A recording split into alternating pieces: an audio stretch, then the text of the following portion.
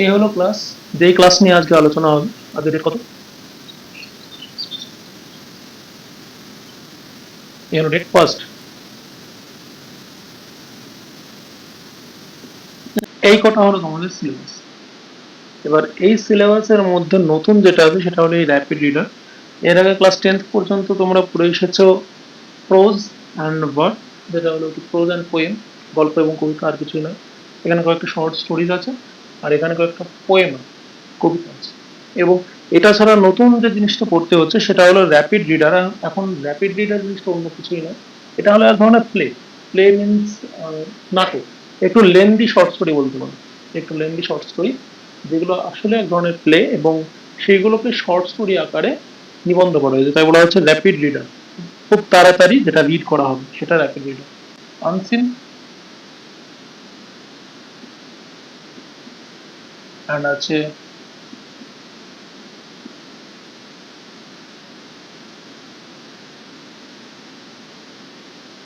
Textual grammar. এবার এই হলো আমাদের সিলেবাস। দরকার হলে একটা স্ক্রিনশট দিয়ে নাও। এইবার এখানে জানতে হবে আমাদেরকে, প্রথমবারে এটা লেখার কথা ভুলে গিয়েছিলাম, টেক্সট যদিও আনসিন স্পেসিফাইড নেই, কত মার্কসে বলে দিচ্ছে 5 মার্কস। 5 মার্কসের আনসিনের কোশ্চেন হবে। অ্যান্ড তাছাড়া টেক্সচুয়াল গ্রামার আসবে। টেক্সচুয়াল গ্রামারের মধ্যে আছে টেন্স আছে, ভয়েস আছে, ন্যারেশন চেঞ্জ আছে, ফ্রেজাল ভার্ব আছে, preposition, clause, participle, gerund, transformation of sentence. এবারে যে ট্রান্সফরমেশন অফ সেন্টেন্সেস এর মধ্যে এ টু জেড গ্রামার পড়ে যাচ্ছে, অ্যান্ড এটাই দুর্ভাগ্যের বিষয়, কিন্তু আমাদেরকে তবুও পড়তে হবে। অ্যান্ড এখানে একটা যেটা বেনিফিশিয়াল যে জায়গাটা আছে সেটা হলো টেক্সচুয়াল গ্রামার আছে, তো এই কারণে টেক্সট যদি ঠিকভাবে পড়া যায় এখান থেকে গ্রামারগুলো পড়া যায়। এবার আমরা দেখব যে প্রত্যেকটা চ্যাপ্টার থেকে কত কত নম্বরে আসে, এক কথার নাম্বার বিভাজন, মার্কস ডিস্ট্রিবিউশন এখন আমরা করে নেব। লিখে নিচ্ছে একবার, তারপরে দেখিয়ে দিচ্ছি। প্রোজ যেটা আছে, প্রোজ পার্ট, এখান থেকে আমরা মোট যে নম্বরটা পাবো সেটা হলো 10 নম্বর। ভার্স থেকে পাবো 10 নম্বর, 20 নম্বর। অ্যান্ড তারপরে র্যাপিড রিডার থাকে, ওর থেকে থাকবে 10 নম্বর, 30 নম্বর।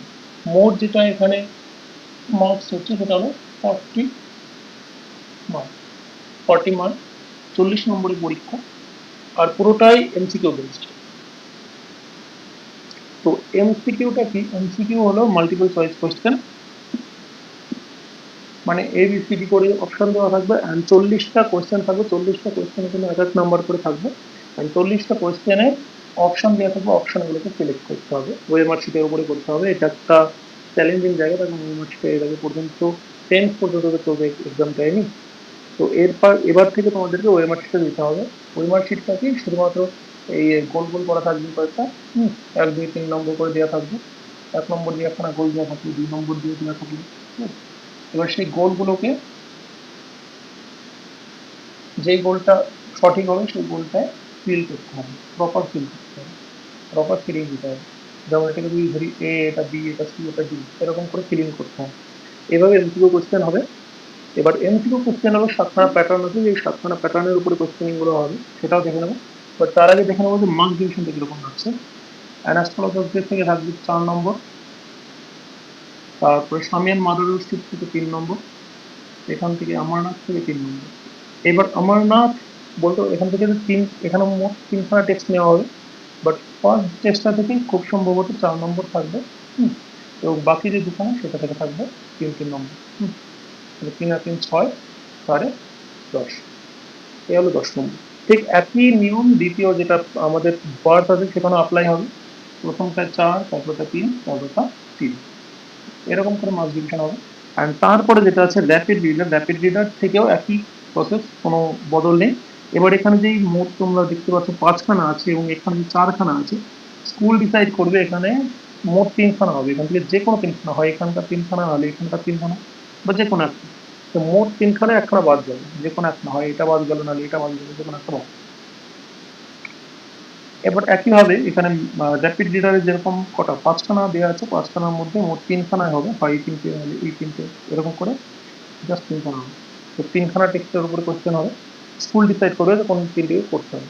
এবার এই 3টির ক্ষেত্রে একই প্রসেস থাকবে, 4 3 3, মোট 10 নম্বর। তাহলে মোট কত? 10 মার্ক, 10 মার্ক, আর 10। তাহলে এখান থেকে 10 10 10 করে আমরা মোট পেয়ে গেলাম এখান থেকে 40 30।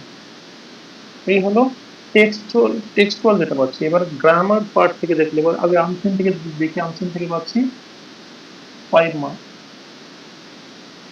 এন্ড এখানে টেক্সচুয়াল গ্রামার যেটা আছে, টেক্সচুয়াল গ্রামার থেকে পাচ্ছি 5 মার্ক। মোট এই যে এই দুটোকে মিলিয়ে আমরা পাচ্ছি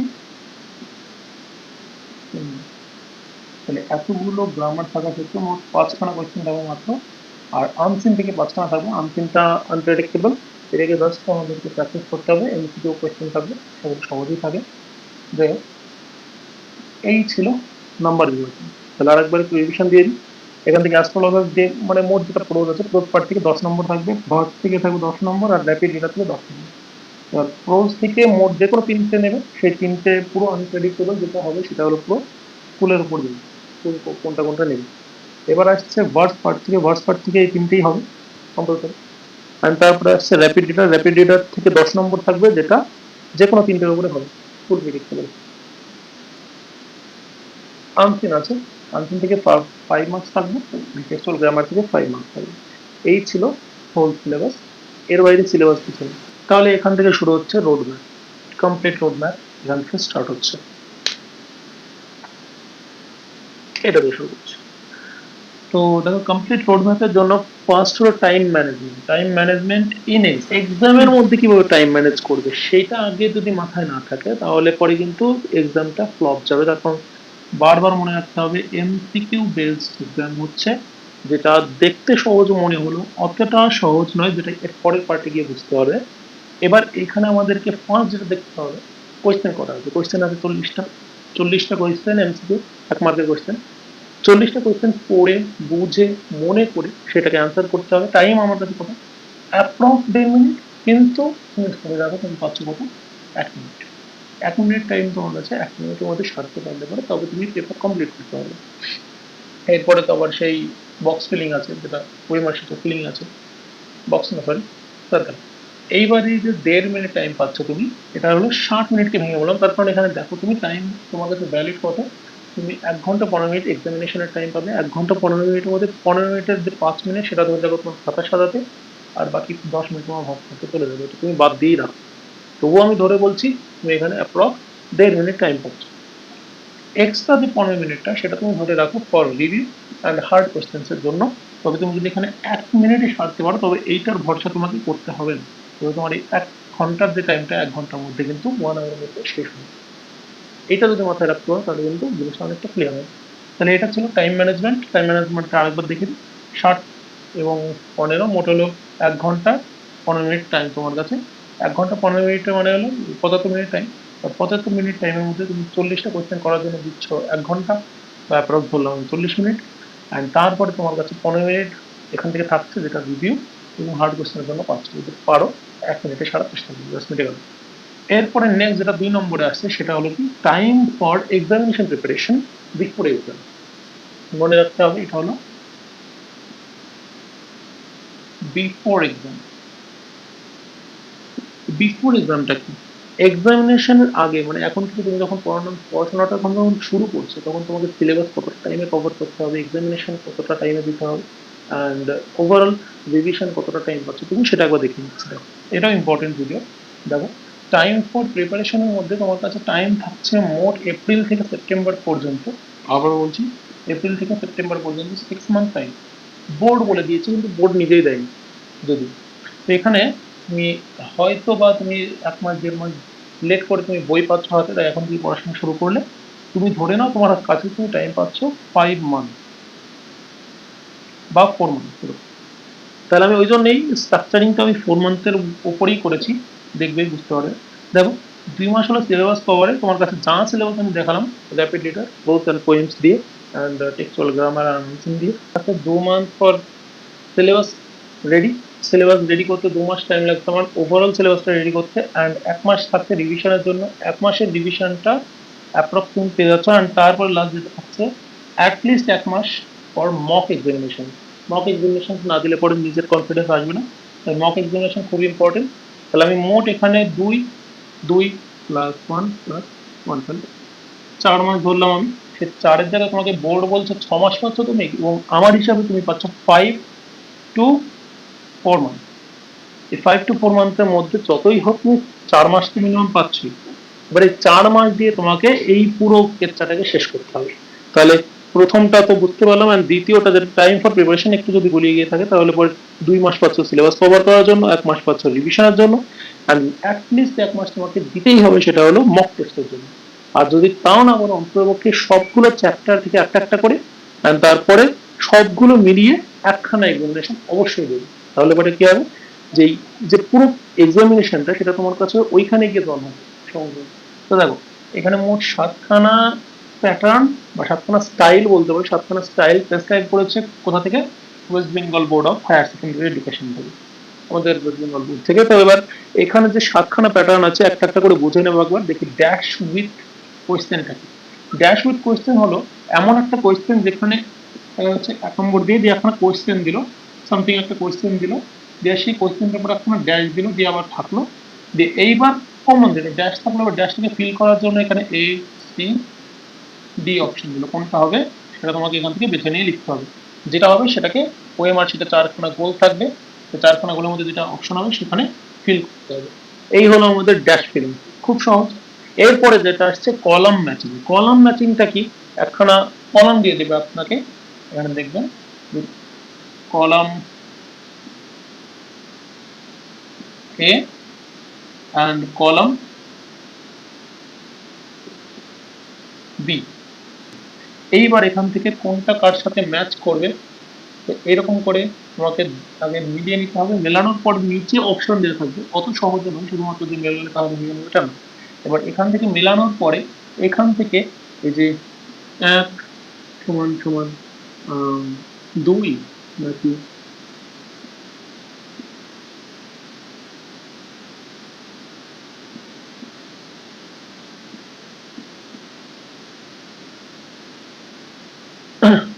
দেখো কি লিখলাম এখানে, এই কলামটাকে তুমি ম্যাচ করবে, যেরকম 1 সমান সমান ধরে নিলাম 3 হবে, 2 সমান সমান 2, এরকম করে মিলিয়ে নিলে এবার মেলানোর পরে যেটা অ্যান্সার হবে সেটা এখানে অ্যান্সার তোমার দেওয়াই থাকবে, এ এর নাম্বার দেওয়া থাকবে, একইভাবে এরকম করেই আলাদা আলাদা প্যাটার্নিং করে এখানে একটা দেওয়া থাকবে, বিতে সি এর একটা দেওয়া থাকবে, চার একটা ডি একটা দেওয়া থাকবে। এখান থেকে এই তুলনায় একটু চ্যালেঞ্জ দিই। অ্যাসারশন রিজনে আমরা দেখব একটা থাকবে অ্যাসারশন, আর একটা থাকবে রিজন। এখানে একখানা বাক্য দিয়ে থাকবে, এখানে একখানা বাক্য দিয়ে থাকবে। এখানে বলবে যে এই যে অ্যাসারশন আছে সেটা কি রিজনের সাথে মানানসই কিনা, বা অ্যাসারশন রিজনের সঠিক বক্তব্য কিনা, এইটার উপরে অপশন দেওয়া থাকবে এ বি সি ডি। যে হয়তো বললো যে অ্যাসারশন ট্রু, রিজন ফলস, তারপরে বললো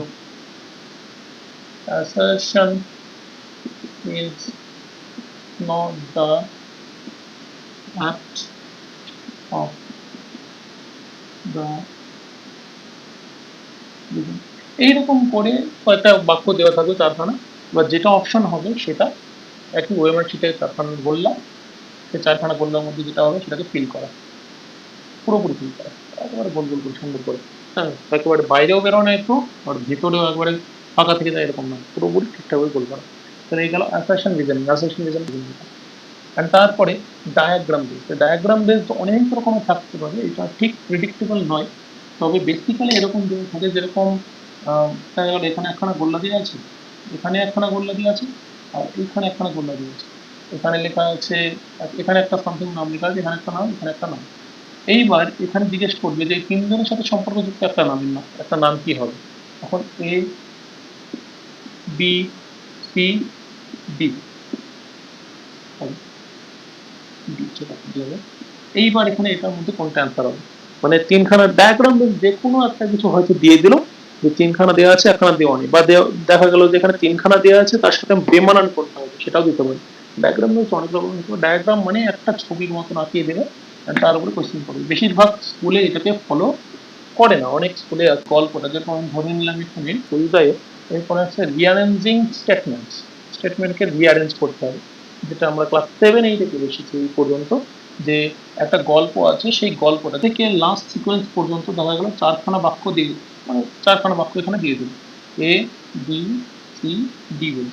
এবারে 4খানা বাক্যের অ্যারেঞ্জমেন্ট কি রকম হবে, এরপরে ডি, এরপরে সি আসবে, বি এর পরে ডি আসবে, বি এর পরে আবার কি আসবে, এরকম করে অ্যারেঞ্জ করতে হবে 1 2 3 4 করে, দিয়ে তারপরে A B C D option দেওয়া থাকবে, A B C D statements. And যেটা 6 নম্বর আছে সেটা হলো ট্রু ফলস। ট্রু ফলস কিছুই না, ট্রু ফলস দু রকম হতে পারে, একটা হলো অ্যাসারশন রিজন দেওয়া থাকলো, যে অ্যাসারশন রিজনিং এর মধ্যে দেখা যাচ্ছে অ্যাসারশনটার সাথে রিজনের কানেকশনটা ঠিক আছে কিনা সেটার উপরে কোশ্চেন দিতে পারে, বা দেখা গেল যে ট্রু না ফলস হবে সেটার উপরে ডিরেক্ট কোশ্চেন দিয়ে এবিসিডি করে অপশন দিয়ে দিবে, এরকম করে অপশন দিয়ে দিল। এবার তার থেকে তোমাকে বেছে নিয়ে লিখতে হবে যে কোনটা ট্রু আর কোনটা ফলস। একটা স্টেটমেন্ট দিয়ে দিল, এখানে একটা স্টেটমেন্ট দেওয়া থাকলো, সেই স্টেটমেন্টের ট্রু না ফলস সেটা লিখতে হবে, বা এখানে দুখানা স্টেটমেন্ট দেওয়া থাকলো, এটা 1 নম্বর স্টেটমেন্ট, এটা 2 নম্বর স্টেটমেন্ট,